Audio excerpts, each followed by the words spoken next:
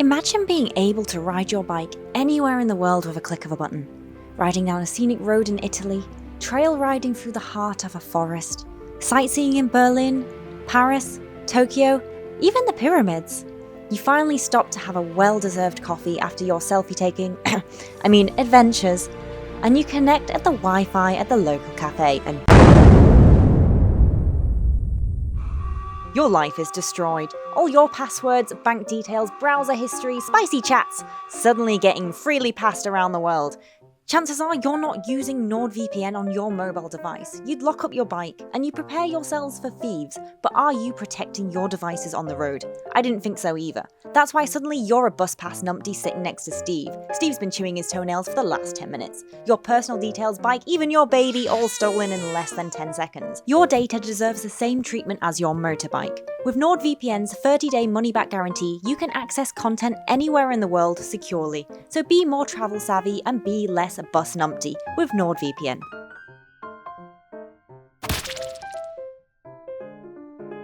So I'm currently running around. I've just found my passport. I'm going to go load the bike up because it's 10 p.m. at night. And I want to make sure that everything is set up. I need to go, oh my God, I need to go put air in my tyres.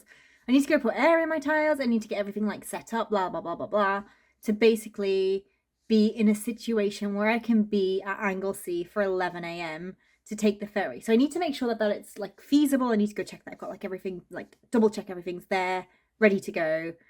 I don't know whether I should nip out down the road and get fuel now, or I should do it. I should do it now, shouldn't I? It's so last minute, but I'm just why not? I know I complain every week about being last minute, but also I secretly enjoy it, so let's go to Ireland. As you've probably guessed, the night before I decided to book a ferry at 10 p.m. to go to Ireland the next morning. The ferry went from Anglesey to Dublin at 10 a.m, which means I had to be in the port an hour before. So at 11 p.m. I decided to go out and put air in my tyres, fuel in my tank, and then come home and finish loading the bike. When that was done, I went to bed around midnight and set my alarm for 6 a.m. I was determined to make this the first trip where nothing went wrong, and I had done all my pre-checks, well, that which I knew of. I checked my luggage twice, I had enough food, and I had my passport. There was nothing that could go wrong. So as I ventured across the Welsh border into Anglesey the following morning, despite it being so last minute, I was feeling extremely confident in this trip.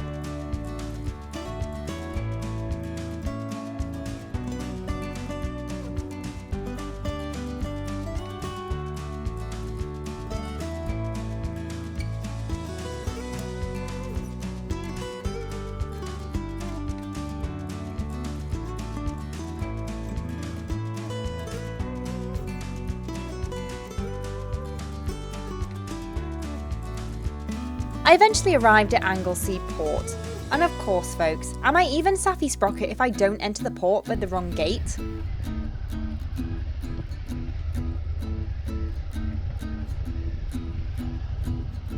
After a swift U-turn to the right area, I was ready to check in.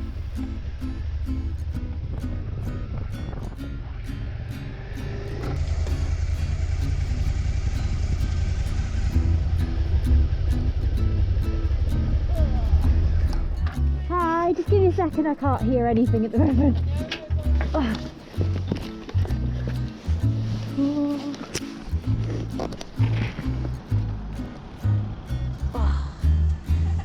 Right.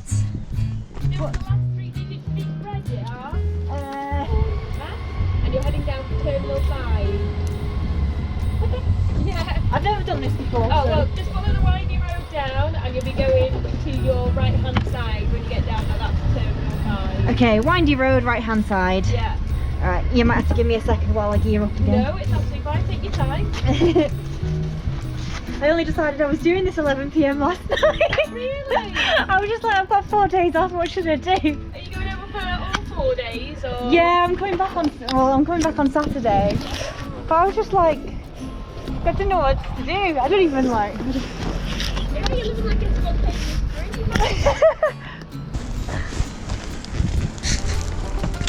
Ooh, cable. Thank you. Windy road, right hand side. Windy road, right.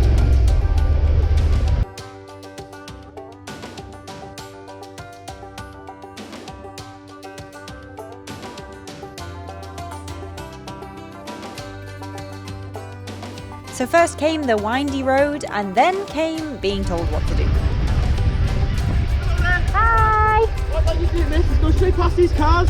You'll see the line 503, okay? 503. Okay. Thank you very much. Thank you! Bye.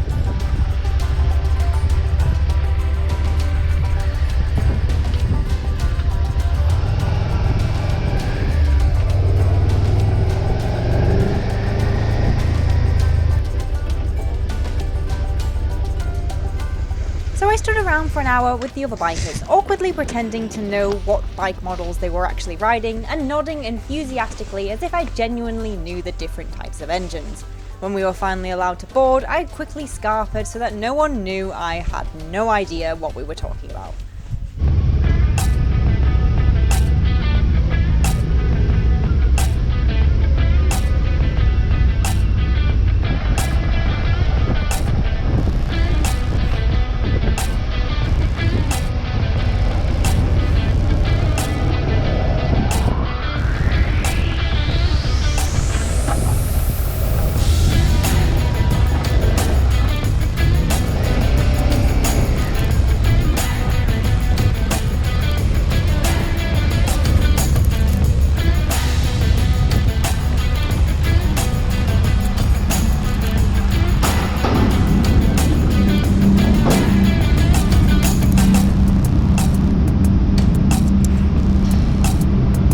Nice the wall. Yes. Good. Yeah, now.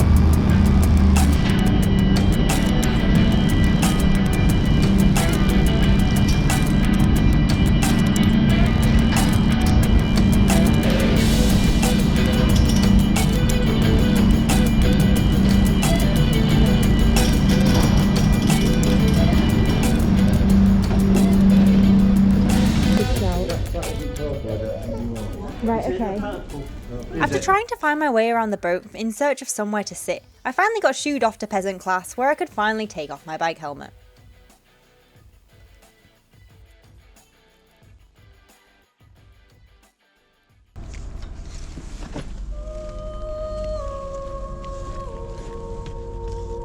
When it came to all my trips previously, I had some amount of planning involved. However, this time around, I deliberately decided not to plan for anything in advance. The reason behind it is that I'm trying really hard lately to hone in my problem-solving skills. However, as I rode my bike onto the ferry, the reality of my decision began to hit me, and I was feeling anxious. I was riding across the Atlantic Ocean and I hadn't even decided where I was going to sleep that night. The ferry to Dublin took roughly 3 hours, but I'll be honest, after takeoff I decided to get out of my seat and I went to sleep on the floor like a pauper for most of it. I didn't know how long I'd be riding once I hit the island, and I had no idea where I was going to be staying, so I decided to take every opportunity to sleep as much as I could.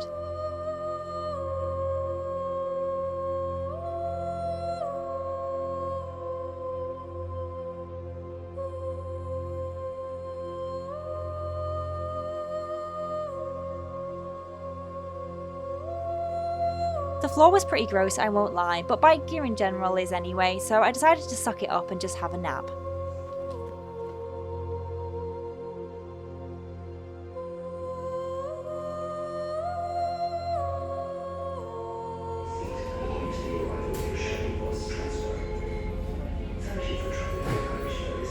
After waking up from my nap on the cold hard floor, I found that we had arrived in Ireland, so I started to collect my belongings and gear up, ready to get off the ferry.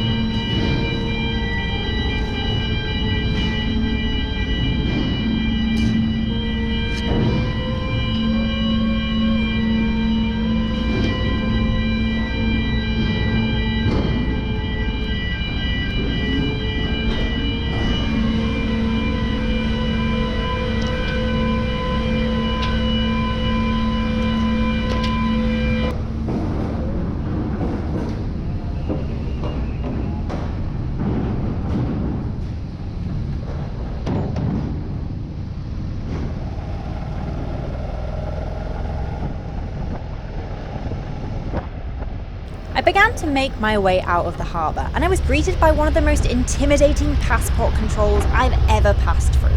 Simply being asked my nationality. What's nationality, please? English. Thank you. Now folks, I had 3 immediate questions as I entered Ireland. Why was there a tractor bumbling around the port?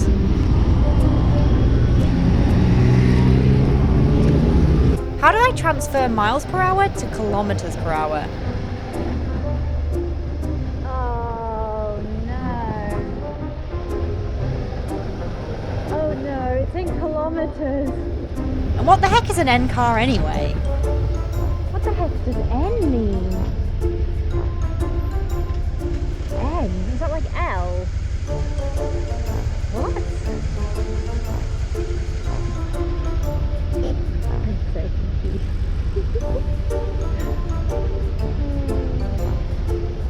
Oh no.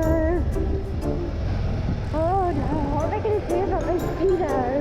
Things went from bad to worse when I tried to escape Dublin, but my terrible sense of direction kicked in. I am so lost. Right, let's just go this way. How do I get out of Dublin? Oh my god, it's so long. Okay, I think I'm going this way.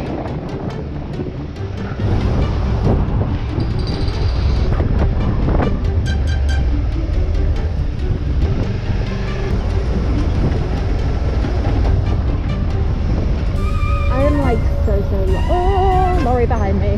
Ah.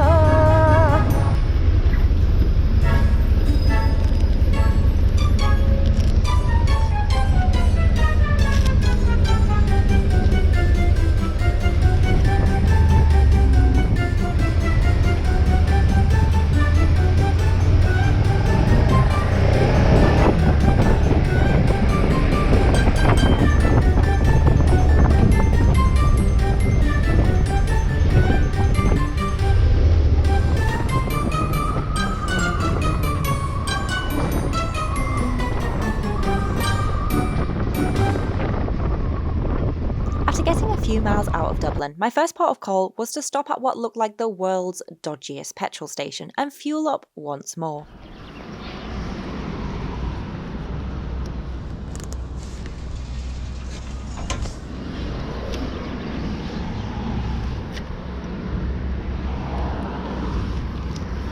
This is definitely the weirdest petrol station I've ever been to. Oh dear.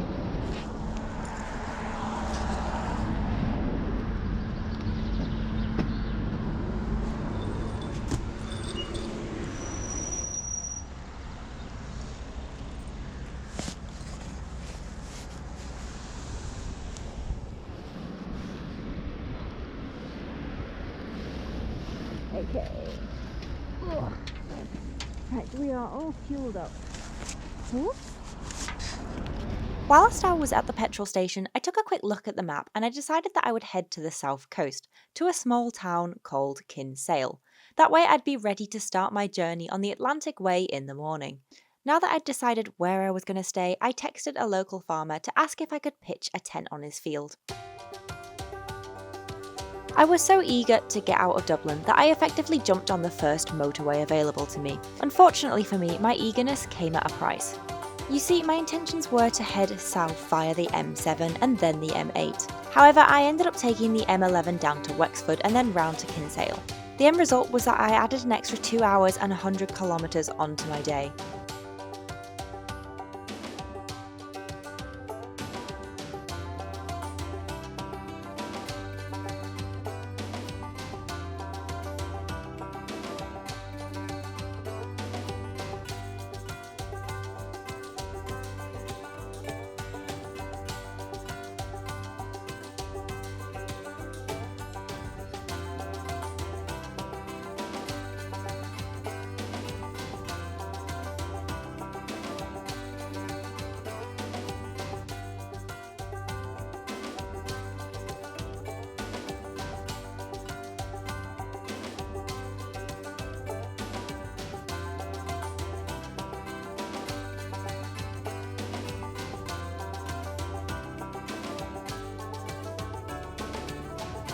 The journey only got longer when I started to hit roadworks, got confused and went back on myself. Then somehow I managed to do this 3 times in a row.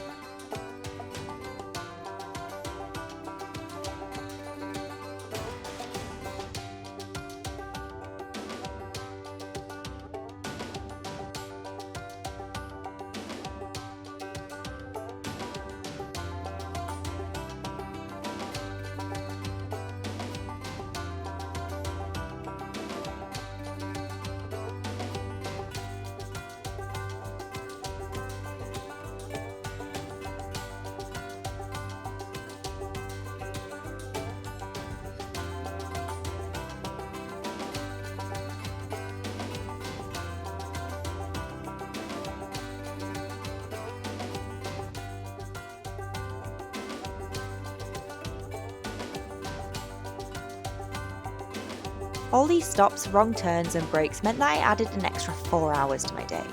However, despite this, I finally arrived at my first destination, the farm. However, that's a story for next week. Oh my god, I'm so achy. I'm so